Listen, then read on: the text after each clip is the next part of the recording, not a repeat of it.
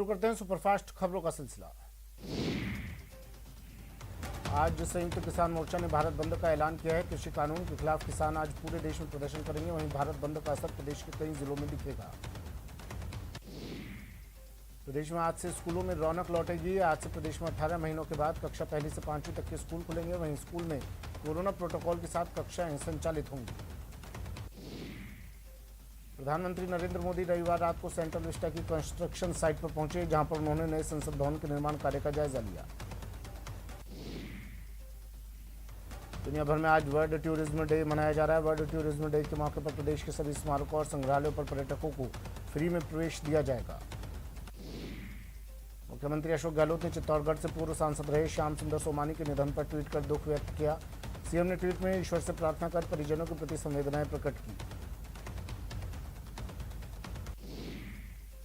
विधानसभा अध्यक्ष doctor CP Joshi अपने 3 दिवसीय दौरे के लिए आज राजसमंद पहुंचेंगे। डॉक्टर सीपी जोशी 27 सितंबर से 29 सितंबर तक राजसमंद में रहेंगे।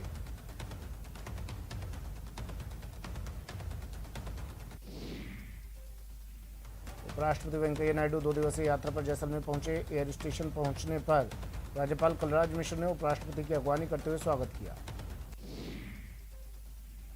पंजाब की नई कैबिनेट का विस्तार हो गया। रणजीत सिंह चन्नी की सरकार में अरुणा चौधरी, भारत भूषण समेत 15 विधायकों ने मंत्री पद की शपथ ली।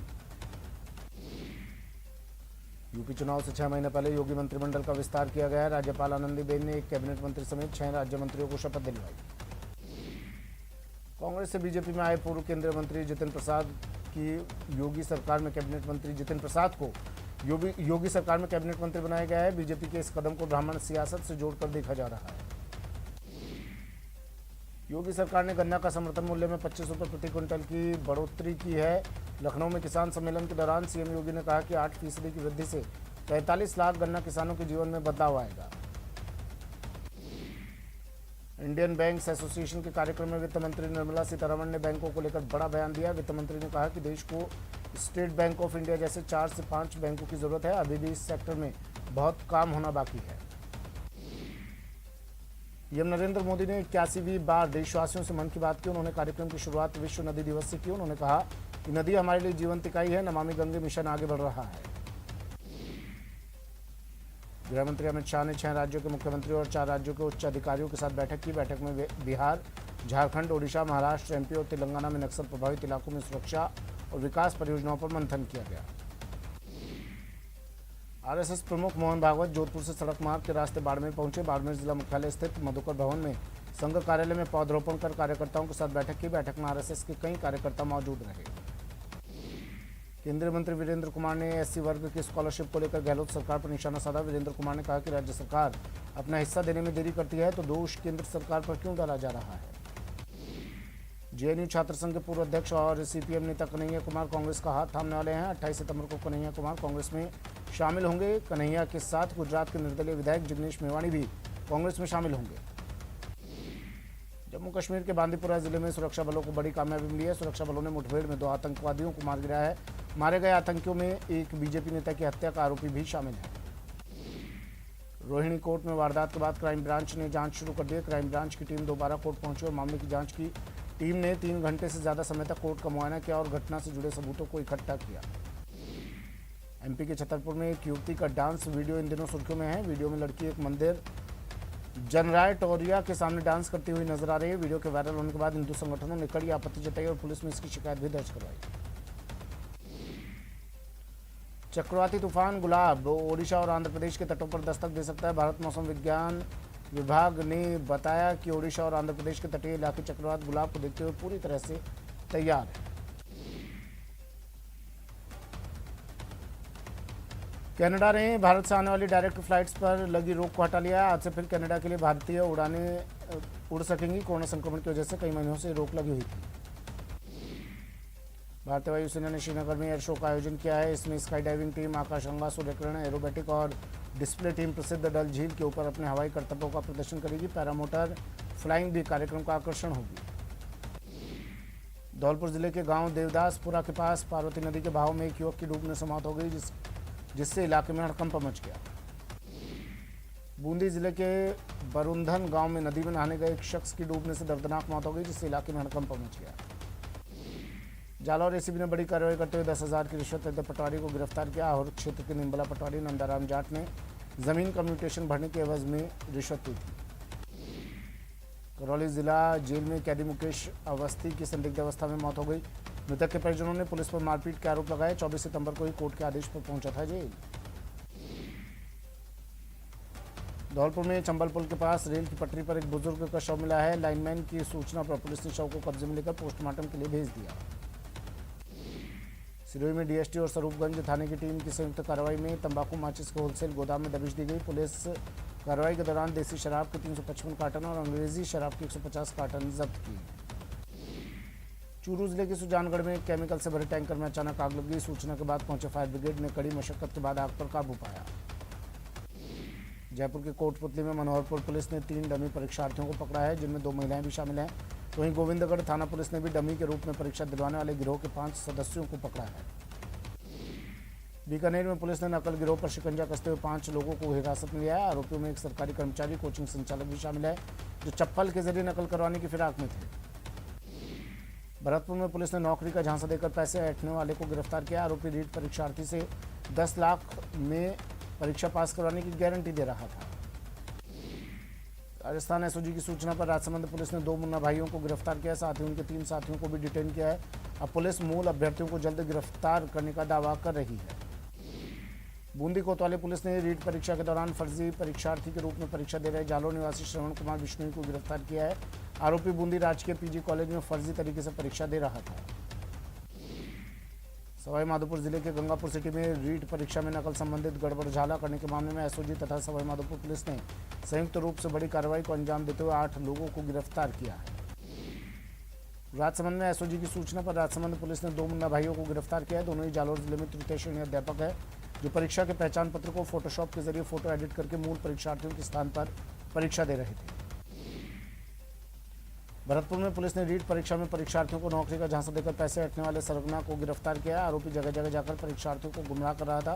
फिलहाल पुलिस आरोपी से पूछताछ में जुटी है।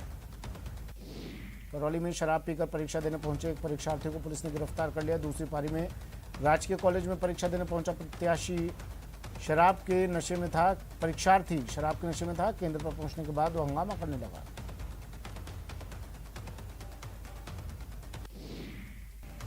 देश में कड़ी सुरक्षा के बीच रीट की महापरीक्षा खत्म हो गई। लेवल 1 और लेवल 2 की परीक्षा को लेकर सेंटरों में पुख्ता इंतजाम किए गए थे।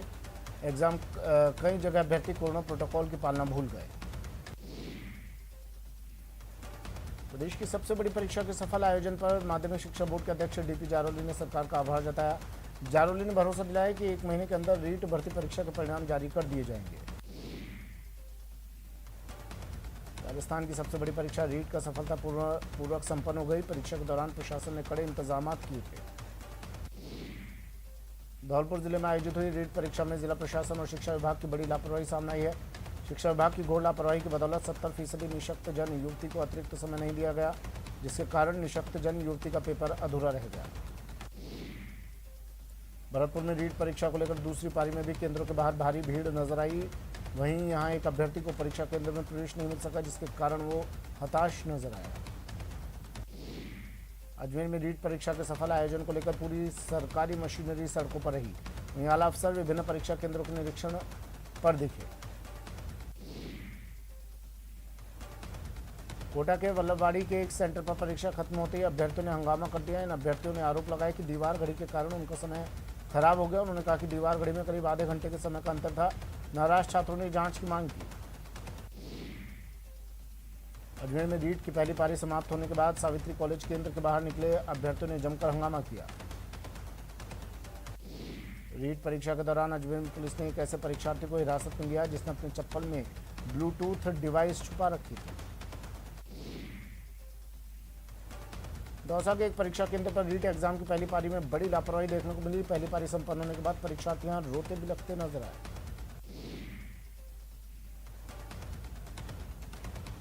दौसा में रीट की परीक्षा शांति के साथ संपन्न हुई। अभ्यर्थियों ने बताया कि प्रश्न पत्र अच्छा था, हालांकि उन्होंने घड़ी नहीं होने की शिकायत की।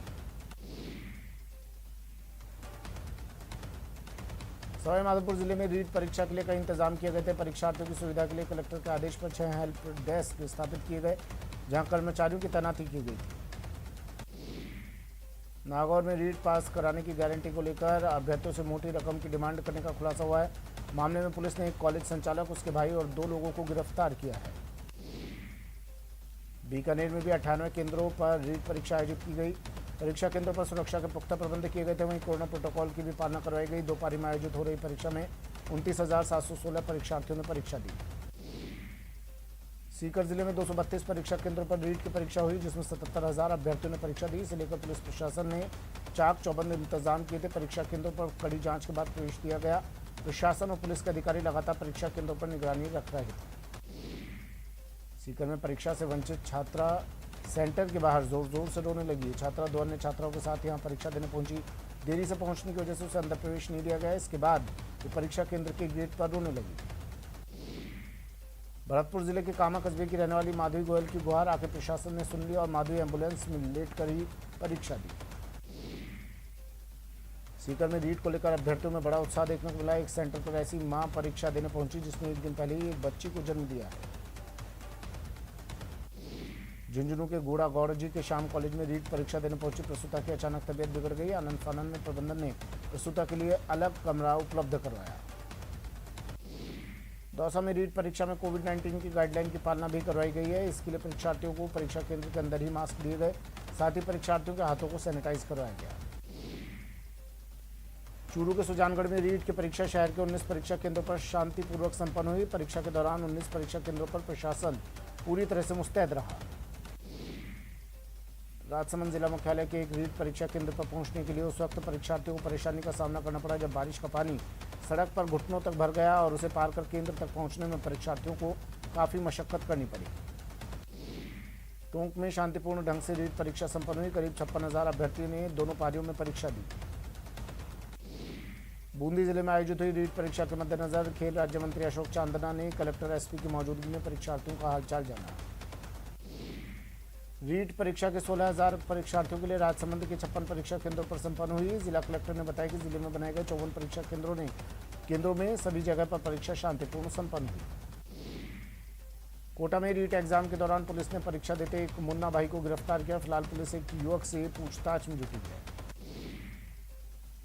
अलवर जिले के नीमराणा क्षेत्र के ढीकवाड़ में रीट का पेपर में गड़बड़ी को लेकर बीजेपी ने कांग्रेस पर हमला बोला।